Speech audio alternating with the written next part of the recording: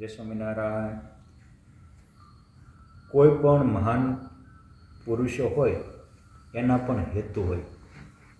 જેમ કે મોદી સાહેબ ભારતના પીએમ બન્યા તો એનો હેતુ છે કે નેશન ફર્સ્ટ, ભારત દેશ પહેલા નંબરે આવવો પડે. અને એને 10 વર્ષમાં 12 વર્ષમાં જે ભારતનો વિકાસ કર્યો એ આપણે છેલ્લા 1000 વર્ષમાં નહોતી એટલે એ 10 વર્ષમાં કરી શક્યા. કેમ કે એનું લક્ષ્ય છે.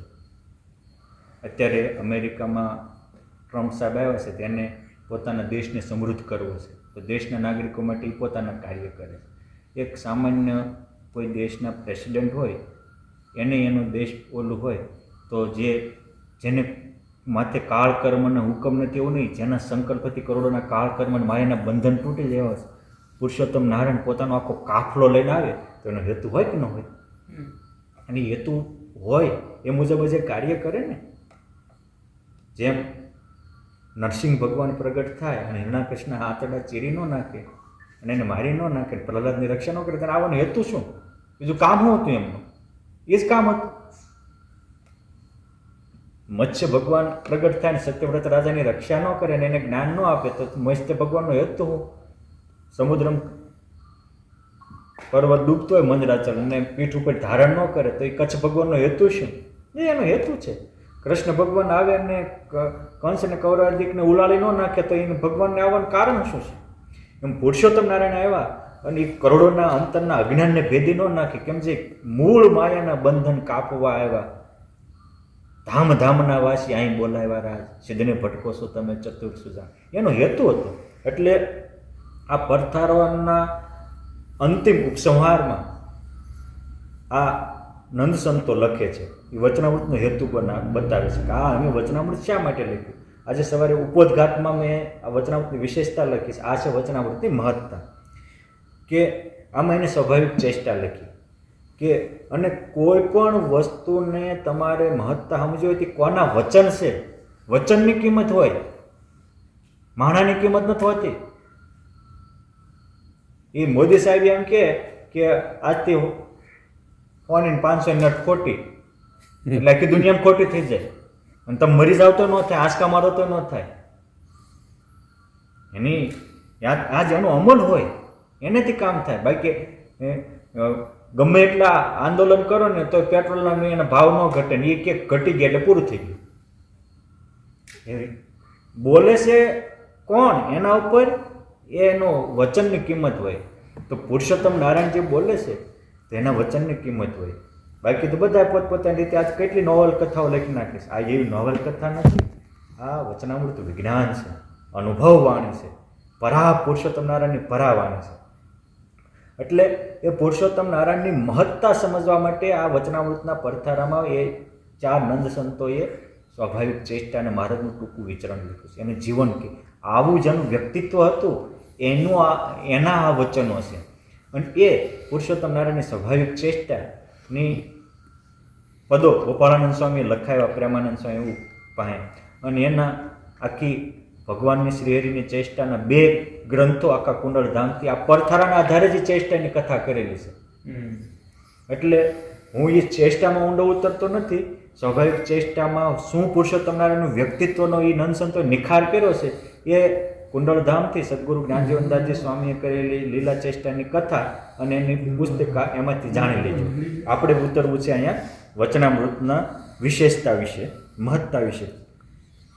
આવી ચેષ્ટા અને સ્મૃતિ, આવી ચેષ્ટાને અમે અમારી સ્મૃતિમાં અનુસાર લખી છે. બીજી પણ કેટલીક ચેષ્ટાઓ છે. આ એ 4 સંતો કબૂલાત કરે છે.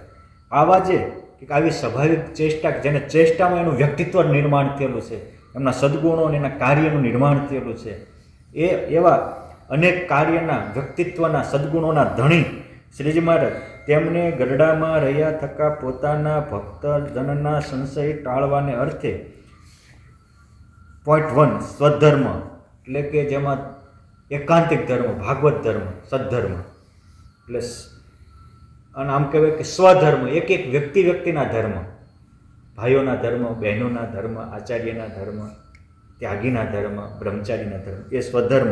એ આત્મજ્ઞાન, પોતાના ભક્તોને છતાં તે બ્રહ્મકુમારીમાં પ્રગટાવવા માટે દેહાતીને દોડતો બ્રહ્મકુમારીએ બોલતો, એવા કરવા માટે. પોઈન્ટ 2. પોઈન્ટ 3, વૈરાગ્ય. છતાં દેહ એને કોઈ સંસારના બંધન અડે જ નહીં. અને ગુણાતીતાનંદ સ્વામી કે પૂર્વે તો જનક રાજા જેવા કે ધ્રુવ કે પ્રહલાદ જેવા કોક થયા, અને આ જ પુરુષોત્તમ નારાયણના પ્રતાપે ઘરે ઘરે ધ્રુવજીને ઘરે ઘરે પ્રહલાદ જેવા જનક રાજા જેવા. એટલે કે હું તો કે જગથી વિરક્ત અને ભગવાનના સંતો ભક્તોમાં આસક્ત. અરે જેના કુંકમાં બાળકો રમતા હોય એ બહેનો પણ સમાધિનિષ્ઠ હોય. એ બહેનો બોલે ને બ્રહ્માંડ ડોલે. એ બહેનો ધામમાં જતી હોય ત્યારે કહેતા જાય કે હાલો આવું હોય ને ધામમાં તોડી જાઓ, અષ્ટાવરણ પાર અક્ષરધામમાં. એટલી તાકાતવાળા, કેમ જે વિરક્ત હતા. અને જગની મતિ મતામ ઇદમેવ મતે ફલમ વિષયત વિરતિશ્ચ હરો રતિ. ભગવાન સ્વામિનારાયણ સત્સંગીજીનો બોલ્યા છે. સુરતમાં ભાનચંદ શેઠને આ ઉપદેશ આપતા કીધા છે કે બુદ્ધિશાળીની બુદ્ધિનું ફળ હું, ગુણવાનનું ગુણવાનપણાનું ફળ હું, ધનવાનનું ધનવાનપણાનું ફળ હું, સત્તાધીશોનું સત્તાનું ફળ હું, તો કે વિષયથી વિરક્તિ અને ભગવાનમાં આસક્તિ ભક્તિ. આ કરે અને પોતાના સ્વરૂપનું જ્ઞાન. કોના સ્વરૂપનું? અવતારના સ્વરૂપનું નહીં, પોતાના સ્વરૂપનું જ્ઞાન અને પોતાની મહાત્મ્ય સહિત ભક્તિ. આ 5. પોતાના સ્વરૂપનું જ્ઞાન એટલે કે પુરુષોત્તમપણાનું જ્ઞાન, અને એ પુરુષોત્તમપણાના જ્ઞાનના મહિમાએ સહિતની ભક્તિ એટલે પ્રગાઢ પ્રીતિ. આ 5 વાર્તા સંબંધી જે વચનામૃતો કહ્યા છે, આ પુરુષોત્તમ નારાયણે આ 5 વાર્તા પોતાના સ્વરૂપ સંબંધી જ્ઞાન અને પોતાના મહાત્મ્ય જ્ઞાન સહિત ભક્તિ, અને એ ભક્તિના પોષકો આગળ 3 સ્તંભ: આત્મજ્ઞાન, વૈરાગ્ય અને સ્વધર્મ. આ વાર્તા સંબંધી જે વચનામૃતો કહ્યા તથા ત્યાંથી એટલે ગઢપુરથી બીજે ગામમાં એટલે કે સારંગપુર, કારિયાણી, લોયા, પંચાળા, અમદાવાદ, વડતાલ વગેરે કયા છે, તેમાંથી કેટલાક દિવસના જે વચનામૃત તે શ્રીજી મહારાજના જે એકાંતિક ભક્ત તેમની પ્રસન્નતા અર્થે પોતાની જે સ્મૃતિ અને બુદ્ધિ તે અનુસાર લખીએ છીએ. ભક્તની પ્રસન્નતા માટે આ લખ્યા છે. અને આ કેવા છે તો કે સમાસત પોક્ત મિદમ ચરિત્રમ શ્રી ધર્મ સુનો યો મનુષ્ય પઠિષ્યતિ શ્રોષ્યતિ વાપી ભક્ત્યા સલપ્સ્યતે વૈ પુરુષાર્થ સિદ્ધિ.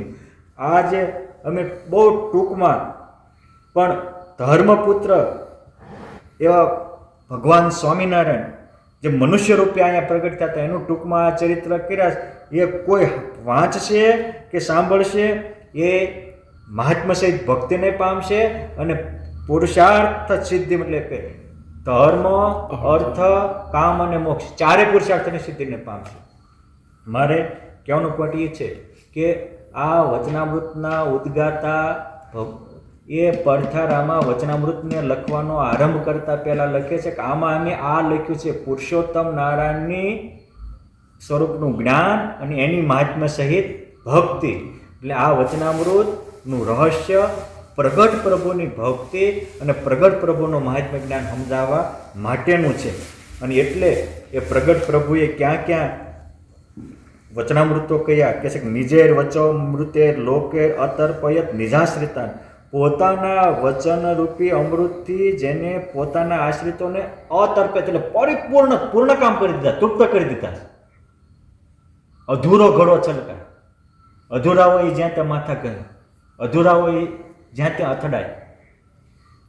એટલે કે છે નિજેર વચામૃતે લોકેર અતર્પયત નિજાશ્રિતાન પ્રીતો ન સર્વદા સોસ્તુ શ્રી હરિ ધર્મનંદન. ધર્મનંદન એવા શ્રી હરિ. હરિ એ શબ્દ કમ્પ્લેટ અહીંયા હેતુપૂર્વક વાપર્યો કે જેને ભક્તોના દુઃખને હરી લીધા, અજ્ઞાનને હરી લીધા, દોષોને હરી લીધા, છતાં તે બ્રહ્મરૂપ કરી મૂક્યા. એવા પુરુષોત્તમ નારાયણની અમારા ઉપર પ્રસન્નતા થાવ. પણ કેવા તો કે પોતાના ભક્તને પરિપૂર્ણ કરનારા, છતાં તે પૂર્ણ કામ કરી દેનારા. એ પર્વતભાઈને આ વીરુ જેવો નાનો દીકરો હોય અને કે બાપા રોજ અક્ષરધામની વાતો કરો છો, મને તાવ આવે છે, ધામમાં મૂકી જાવ ને કે ફરીને ફેરવને હાલ મૂકી જાવ.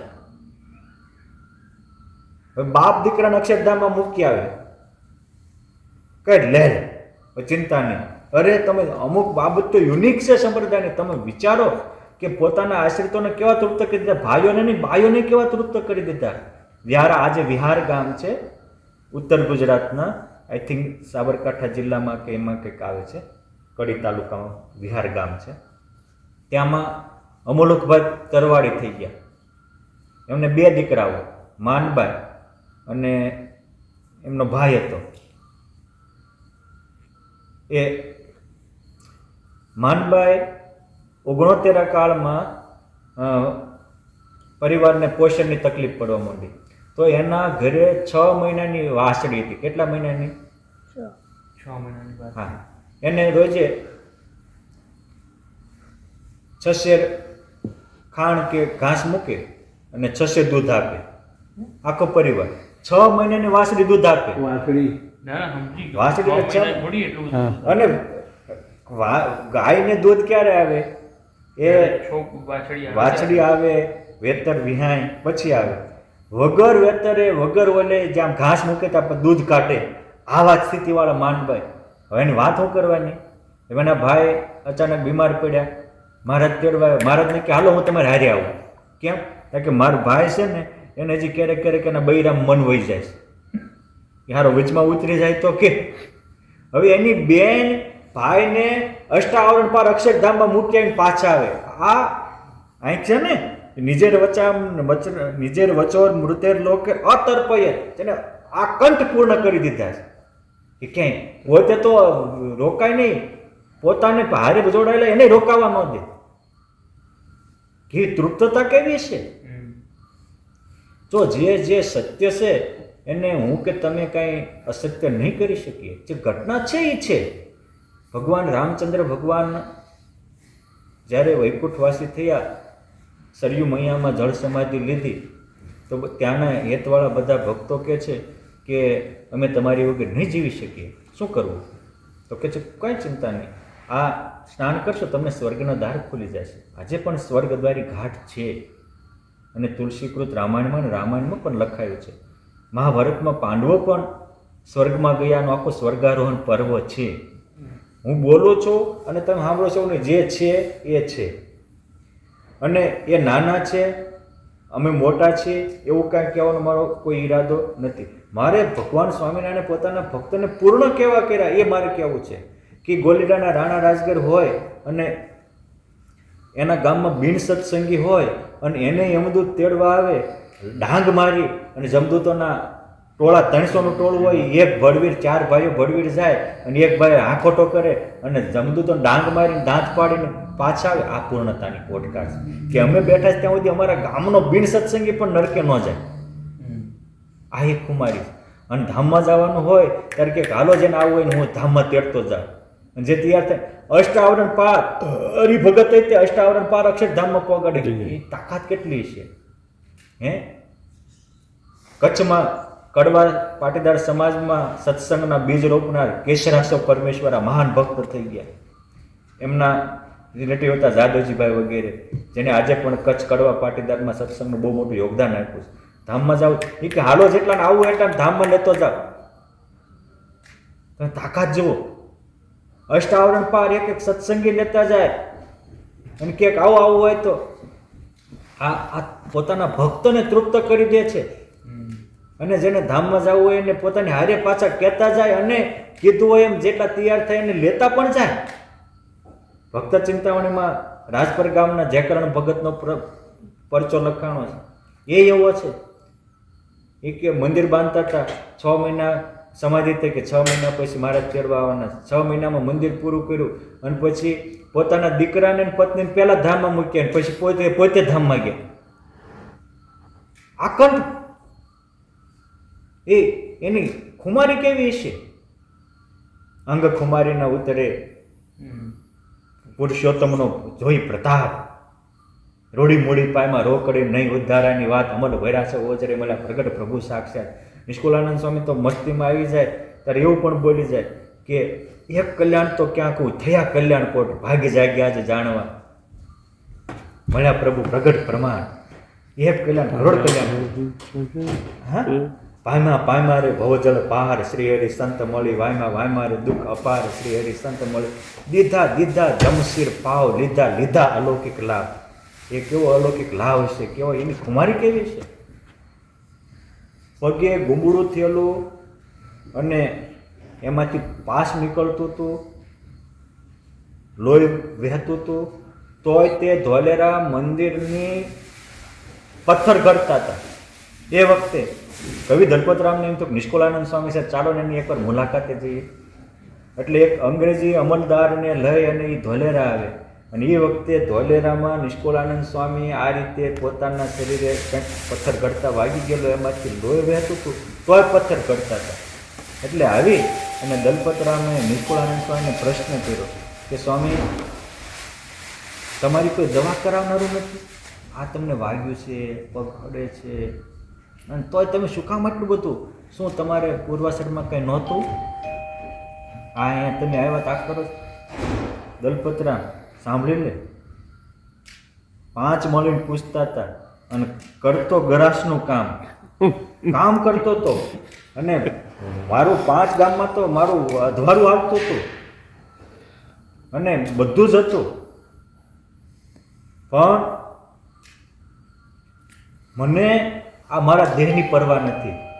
મને જે મળ્યા છે એની પ્રાપ્તિની ખુમારી એવી છે કે મને આ કંઈ નડતું જ નથી. સાંભળી લે, એ સ્વામિનારાયણને ચાકડીના ચટકારે હજારોને સમાધિઓ કરાવી છે.